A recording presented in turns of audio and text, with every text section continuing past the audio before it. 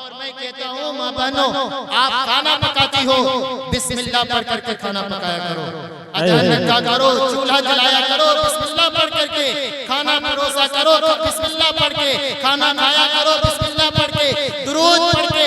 बिस्मिल्लाह की वो बरकत है, बिस्मिल्लाह की वो ताकत है। आपको मैं बताऊं, एक नौजवान था जो अपने जो है जो बीवी को मारना चाह रहा था। वाकया बहुत मुख्तसर में एक नौजवान अपने बीवी को मारना चाह रहा था कि इसे मार करके इसे खत्म कर दे और मैं दूसरी शादी कर लूं। अल्लाह अकबर। यानी कि वो अपने बीवी से मोहब्बत न करता था, नफरत करता था, मारने की प्लानिंग करने लगा। अल्लाह अकबर। एक दिन ऐसा आया, उसने कहा कि बेटी यहाँ, उसने उसके सास ससुर इकट्ठा हुए और उसका शौहर एक प्लानिंग के तहत उसे बुलाए और बुलाने के बाद कहने लगे कि ऐसा करते हैं कि इस जो है तो बर्तन में, इस डिब्बे में अचार रखते हैं और अचार रख करके उसे इस बेटी बहू को दे देते हैं रखने के लिए और हम लोग बैठेंगे और इससे जो है वो अचार मंगाएंगे। अल्लाह अकबर। अल-मुख्तसर साजिश होने लगी। अचार रखवाया गया। रखवाने के बाद वो औरत, वो खातून, वो बहू घर से बाहर किसी काम से गई और उस जगह अचार को निकाल करके एक अजरहा, एक शर्फ, एक सांप को जो है उसे रख दिया गया। अल्लाह अकबर। ढक्कन पैक कर दिया गया इसलिए कि हम जब वो आएगी उससे अचार तलब करेंगे, वो अचार लेने के लिए जाएगी तो जो है अचार की जगह जब हाथ डालेगा तो सांप रहेगा, डस देगा,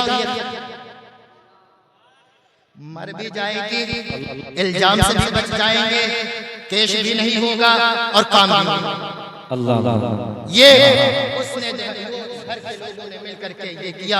अल-मुख्तसर प्यारे वक्त गुजरा, खाने का वक्त आया, कहने लगे बेटी बहू जाओ, जो कल मैंने अचार का डिब्बा दिया था रखने के लिए, वो उसमें से जो है चंद अचार लेकर के आओ, चंद अचार के जो है चंद जो है तो छिलके लेकर के आओ और ला करके दो, हम लोग खाते हैं। अल्लाह अकबर।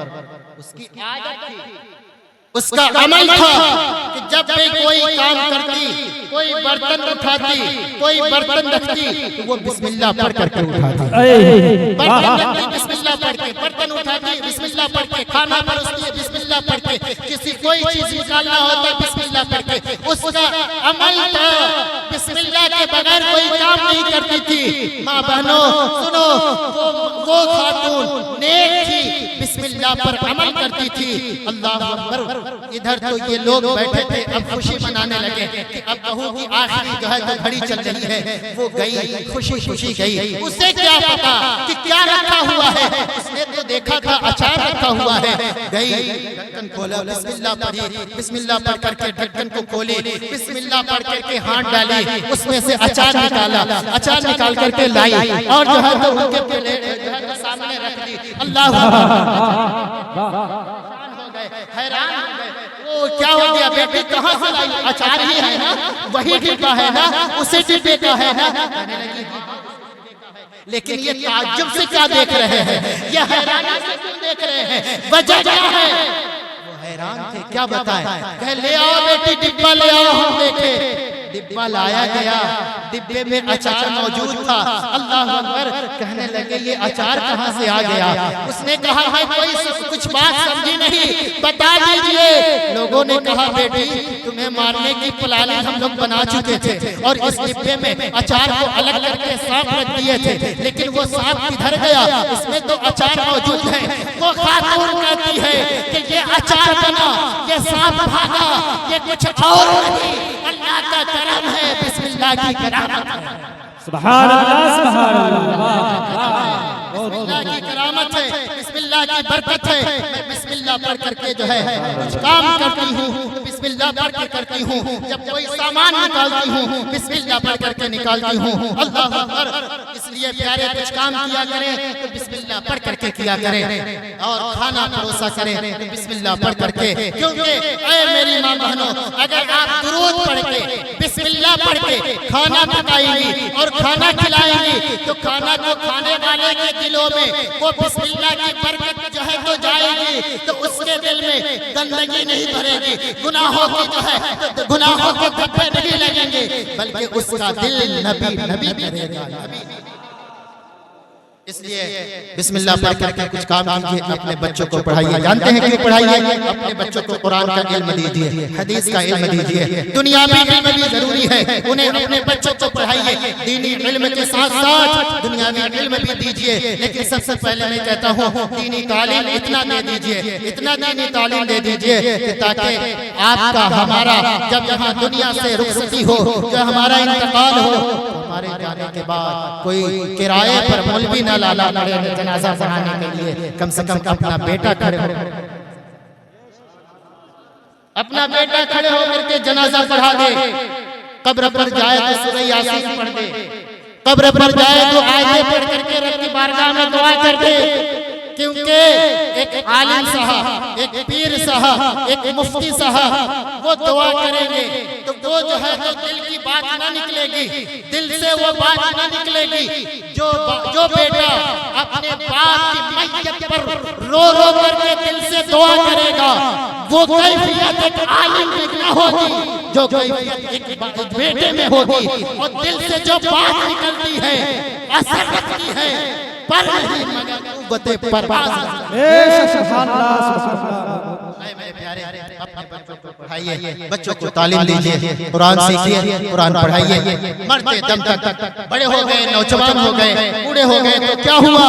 मेरे आका इरशाद फरमाते हैं कि इल्म हासिल करो माँ के गोद से लेकर कब्र की गोद, माँ के गोद से लेकर कब्र की गोद तक। ये जो आप लोग बैठे हैं ये है क्या? ये असल में हुजूर गौसुल आज़म रज़ियल्लाहु ताला अन्हु की महफिल में जो है 70 हज़ार लोग आते, उसमें से कई सौ लोग जो है तो उलमा और मशाइख होते, मुहद्दिसीन होते, जो आपकी बातों को लिखा करते थे। इतने बड़े बड़े आलिम होते, उसमें सिखाई जाती है। प्यारे, आज मैं आपको एक बात और आखिरी अपनी जो है तो जगह लेता हूँ, आखिरी बात तवज्जो के साथ सुने।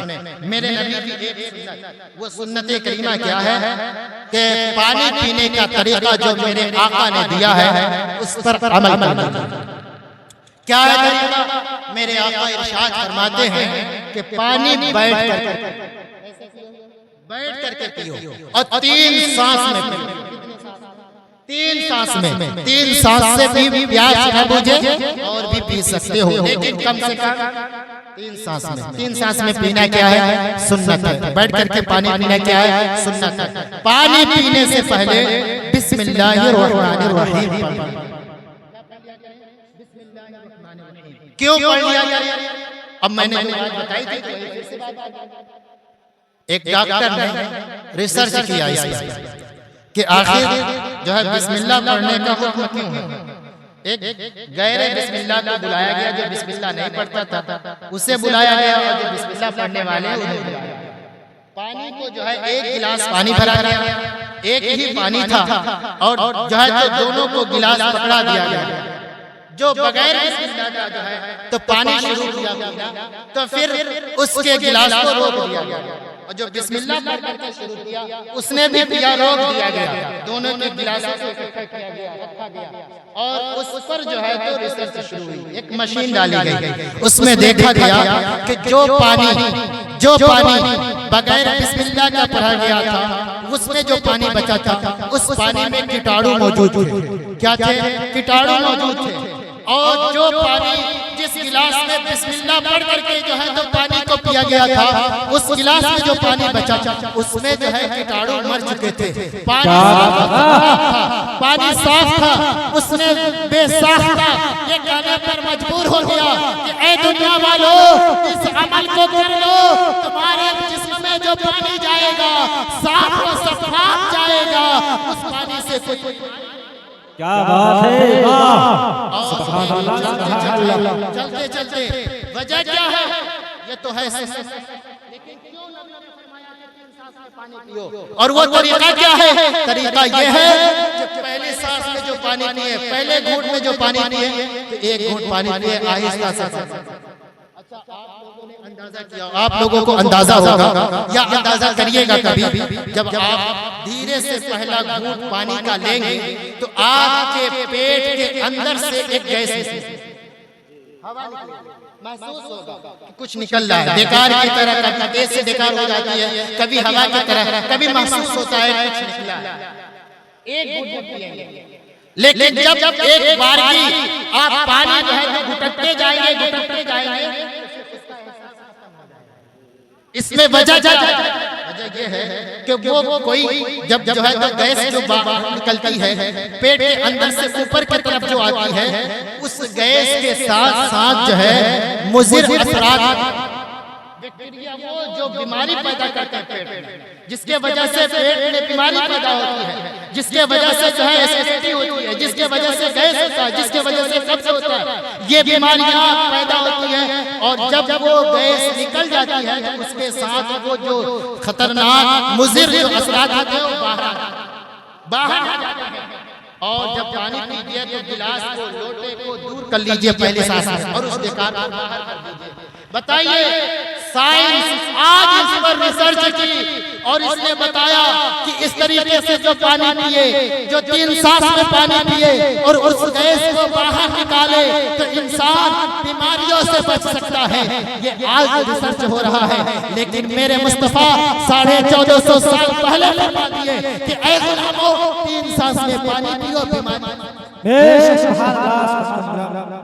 जो नबी ने फरमा दिया, जिस चीज से नबी ने रोक दिया उसमें इंसान के लिए नुकसान था, और जिस चीज को मेरे नबी ने करने के लिए हुक्म दिया उसमें इंसान का फायदा है। यही वजह है प्यारे नबी की सुन्नत भी अदा होगी, बीमारी से भी बचोगे। और मैं जो है तो यही बात आखिरी बात कहा था, इसलिए जो है तो मैं अब जो है तो आखिरी बात करके और रुखसत दूंगा कि जो है तो इस पर अमल कीजिए। पानी बैठ के पीजिए, 3 सांस में पीजिए, पहले सांस को आप निकलने दीजिए, बर्तन को अलग कीजिए, दूसरी सांस दूसरा घूंट फिर अलग कीजिए, तीसरी बार में जितना पानी पीना है आप पी लीजिए। और पीने के बाद अल्हम्दुलिल्लाह कहिए। क्या कहेंगे? पानी पीने के बाद क्या कहेंगे? अल्हम्दुलिल्लाह। क्या कहेंगे? अल्हम्दुलिल्लाह। अल्लाह अकबर। जब ये बंदा कहता है ना तो अल्लाह यानी तमाम तारीफें हम्द है अल्लाह के लिए, तमाम तारीफें अल्लाह के लिए। तो अल्लाह जिसने पानी जैसी नेमत को दिया है वो भी खुश होता है और कहता है ऐ फरिश्तों देखो मेरा बंदा प्यास बुझाया, मेरा जिक्र किया है। इसलिए प्यारे आप सुन्नत पर अमल कीजिए, नमाज की पाबंदी कीजिए। और मैं नौजवान और बिलखुसूस अपने बूढ़े बुजुर्ग हजरात से गुजारिश करूंगा, ये ठंडी का मौसम शुरू होने वाला है, तो जब आप हजरात उठें, बिस्तर को छोड़ें, अपने जो है लिहाफ से बाहर आए तो डायरेक्टली आप बाहर ना आए। आप उठें इत्मीनान से तो अपने आंखों को मसल लें, आंखों को मसल लें, हाथों को मसल लें, नाक को मसल लें। इसके बाद आप लिहाफ को अलग कीजिए। उसका जो है तो मैं बताऊं क्यों ऐसा कीजिए। इसलिए कि जब हम और आप लिहाफ के अंदर होते हैं, जो है गद्दे के अंदर होते हैं, कंबल के अंदर होते हैं, हमारा और आपका जिस्म गर्म होता है। जब हम डायरेक्टली जो है कंबल को अलग करेंगे, जो ठंड मौसम होगा, हमारा जिस्म जो है तो अंदर से बाहर तक गर्म होगा। जब वो ठंडक पहुंचेगी डायरेक्टली तो हमारे नसों को सिकोड़ बंद कर देगी। इसीलिए अचानक अटैक आता है, इसीलिए दिल का दौरा पड़ता है अचानक। इसलिए जो है आप जब ये काम कर लेंगे, इसके मसलने की बरकत से, आपको नाक को मसलने की बरकत से, हाथों को मसलने की बरकत से आपके जिस्म के अंदर थोड़ी सी जो है हरारत और उधर जो है तो हवा आएगी, तो फिर आपका जिस्म जो है तो मिल जाएगा, नुकसान नहीं होगा। अल्लाह ताला हमें और आपको बोलने और सुनने से ज्यादा अमल की तौफीक अता फरमाए। गौसुल आज़म रज़ियल्लाहु ताला अन्हु का सदका अता फरमाए। और मैंने जो बात कही है कोई खिताब नहीं किया है, अभी तकरीर नहीं किया है, सिर्फ एक नसीहत के तौर पर आपसे मैंने गुफ्तगू की है, कोई तकरीर नहीं किया है।